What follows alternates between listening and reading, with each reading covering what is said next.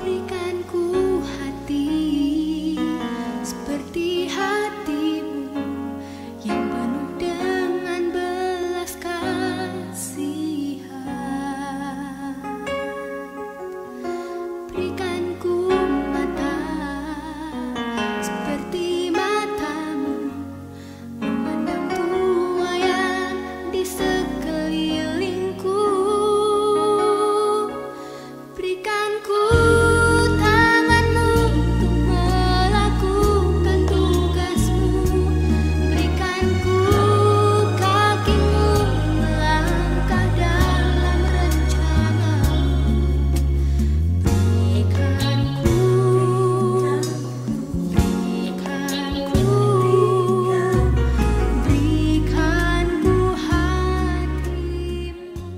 Shalom, Bapak, Ibu, dan Saudara yang dikasihi Tuhan. Ragi Roti pagi ini mengambil tema belajar merendahkan diri atau tidak meninggikan diri. Sebagai dasar, nats kita ambil dari Matius 23 ayat yang ke-12. Barang siapa meninggikan diri, maka akan direndahkan. Barang siapa merendahkan diri, ia akan ditinggikan. Serta dari 1 Petrus 5 ayat yang ke-6. Oleh karena itu, rendahkanlah dirimu di bawah tangan Tuhan yang kuat, supaya kamu ditinggikannya pada waktunya. Bapak, Ibu, dan Saudara yang dikasihi Tuhan, dalam kehidupan sehari-hari, seseorang akan marah kalau direndahkan atau tidak dianggap. Marah karena orang tidak melihatnya sebagai orang yang penting, sebagai orang yang sudah memberikan ide-ide cemerlang. Marah karena banyak orang malah meninggikan orang lain yang bersama-sama dengan kita. Dalam situasi semacam ini, godaan untuk meninggikan diri ada di depan kita. Ketika kita tidak bisa menguasai diri dan menjadi sombong, maka kita akan terjatuh karena kesombongan diri kita sendiri. Melalui Ragi Roti ini, kita diingatkan agar kita tidak meninggikan diri. Firman Tuhan mengatakan, barang siapa meninggikan diri, maka akan direndahkan. Barang siapa merendahkan diri, akan ditinggikan. Kita tidak perlu marah kalau kita tidak dianggap atau tidak dihormati oleh orang lain. Kita diingatkan bahwa kemarahan itu bisa memunculkan sikap dan tindakan yang tidak baik atau tidak berkenan pada Tuhan, yang bisa menjadikan situasi yang baik dalam hidup kita menjadi buruk. Secara alamiah, sikap meninggikan diri memang tidak disukai oleh orang lain. Sikap ini akan menjadikan teman atau orang-orang dekat menjadi menjauh dari kita. Kualitas kerja dan hidup kita pun menjadi buruk karena kita sibuk dengan upaya-upaya untuk meninggikan diri. Sementara itu, relasi kita dengan siapapun menjadi rusak karena tidak ada orang yang mau direndahkan. Orang menjadi muak atas kesombongan atau peninggian diri yang kita tunjukkan. Hari ini kita diajak untuk punya sikap dan tindakan merendahkan diri. Meski banyak orang tidak suka memilih sikap ini. Gengsi, merasa sebagai pihak yang kalah, serta rasa takut, khawatir direndahkan, dikuasai oleh orang lain seringkali menjadi alasan tidak dipilihnya sikap tersebut. Namun Tuhan menghendaki kita agar bersikap merendahkan diri, sebagaimana yang diteladankannya. Ia yang Maha Kuasa berkenan merendahkan dirinya dan taat sampai mati, bahkan sampai mati di kayu salib. Bapak, Ibu, dan Saudara yang dikasihi Tuhan, dunia butuh sikap merendahkan diri agar ada damai sejahtera, sukacita, dan kebahagiaan tercipta di bumi. Baik di dalam rumah tangga, gereja, komunitas kerja, dimanapun kita berada. Kisah Yosua serta Rasul Paulus mengingatkan kita agar waspada terhadap godaan meninggikan diri, sombong dan tinggi hati, serta mau memilih sikap merendahkan diri.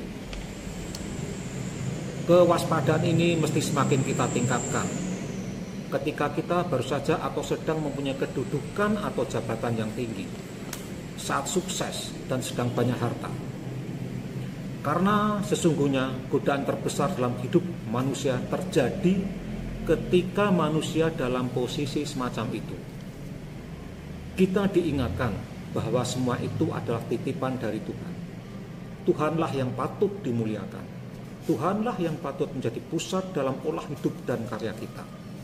Kehebatan Tuhanlah yang mestinya kita persaksikan kepada banyak orang, bukan kehebatan diri kita. Yosua dan Rasul Paulus memberikan teladan yang bagus. Meski keduanya adalah pemimpin atau orang yang terkemuka, namun mereka tetap merendahkan diri. Yosua sang pemimpin umat tidak menjadi besar kepala, sombong dan tinggi hati setelah Tuhan berkata kepadanya bahwa hari itu Tuhan mulai membesarkan namanya di mata seluruh umat Israel. Ia sadar bahwa ia hanyalah orang yang dipilih dan dipakai Tuhan untuk melaksanakan kehendak Tuhan bagi umat. Oleh karena itu, ia tidak mengajak umat berpusat kepadanya, tetapi kepada Tuhan. Melalui jabatan yang diterimanya, Yosua melaksanakan perintah Tuhan dengan memimpin umat berjalan menghadapi berbagai rintangan, tantangan, dan hambatan untuk memasuki tanah perjanjian. Yosua melakukan seperti apa yang Tuhan Yesus katakan. Barang siapa terbesar di antara kamu, hendaklah ia menjadi pelayan. Matius 23 ayat yang 11. Hal seperti itu juga dilakukan oleh Rasul Paulus terhadap jemaat Tesalonika. Ia bekerja keras, baik dalam melakukan pekerjaan yang menjadi mata pencahariannya maupun dalam memberitakan Injil. Ia merengkuh jemaat sebagai anak-anaknya. Ia menasihati dan menguatkan anggota jemaat seorang demi seorang. Ia juga meminta jemaat agar hidup sesuai kehendak Allah. Rasul Paulus meski menjadi pemuka umat, namun ia tidak mencari hormat. Ia justru menyatakan bahwa ia berucap syukur karena jemaat telah menerima firman Allah yang ia beritakan, bukan sebagai perkataan manusia, tapi sungguh-sungguh sebagai firman Allah yang bekerja di dalam umat yang percaya. Baik Yosua maupun Rasul Paulus menghayati bahwa jabatan, kedudukan, dan tugas yang mereka miliki adalah pemberian Allah. Pemberian yang mesti dipakai untuk melayani kehendak Allah, bukan untuk memperoleh kehormatan dan hak istimewa bagi diri sendiri. Semua itu bisa mereka lakukan karena mereka senantiasa mengandalkan Tuhan. Mereka bersikap merendahkan diri di dalam kekuatan kuasa Tuhan. Bapak, Ibu, Saudara yang dikasihi Tuhan, sikap meninggikan diri sesungguhnya tidak hanya menggoda orang-orang yang mempunyai jabatan ataupun kekayaan saja, tetapi dapat menggoda siapapun, termasuk orang-orang yang tidak punya jabatan, orang tua, orang muda. Sombong dan tinggi hati adalah sikap-sikap yang dibenci oleh Tuhan. Pemazmur mengingatkan kita tentang hal ini. Tuhan bisa mengubah segala yang baik menjadi buruk ketika manusia melakukan apa yang jahat di mata Tuhan. Tetapi Tuhan akan memberkati orang yang merendahkan diri. Tuhan akan meninggikan orang yang merendahkan diri. Marilah kita merendahkan diri di dalam kuat kuasa Tuhan, apapun keadaan kita. Di dalam segala keadaan, marilah kita bersikap rendah hati, menghormati dan sopan terhadap siapapun, tidak menunjukkan atau berpura-pura menunjukkan kelebihan atau kehebatan kita. Hal yang perlu diingat adalah bahwa merendahkan diri tidak sama dengan rendah diri. Merendahkan diri tidak sama dengan minder.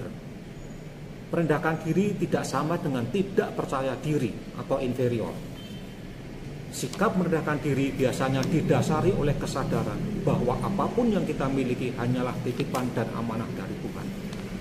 Sedangkan sikap rendah diri biasanya didasari oleh perasaan malu atau merasa tidak memiliki keunggulan. Dengan sikap merendahkan diri, kita tidak perlu takut direndahkan ataupun khawatir dilihat kekurangan dan kelemahan kita. Serahkanlah semuanya kepada Tuhan. Dialah yang berkuasa atas segalanya, seperti yang dikatakan sang pemazmur tadi. Mari kita tutup Rabi Roti ini dengan doa. Allah sumber segala kasih, Kami datang ke hadapan-Mu mengucapkan syukur dan terima kasih atas segala berkat yang telah Engkau berikan, baik berkat yang berupa kesehatan, kesukacitaan, maupun kecukupan materi. Tuhan, mampukanlah kami semua untuk meneladani sikap yang telah diambil oleh Yosua serta Rasul Paulus, yaitu merendahkan diri atau tidak meninggikan diri, tidak sombong. Mampukan kami untuk terus menjaga amanah yang telah Engkau berikan, agar dengan sikap rendah diri, rendah hati, bisa menjalin hubungan-hubungan yang konstruktif dengan saudara-saudara kami dimanapun juga. Terima kasih Tuhan.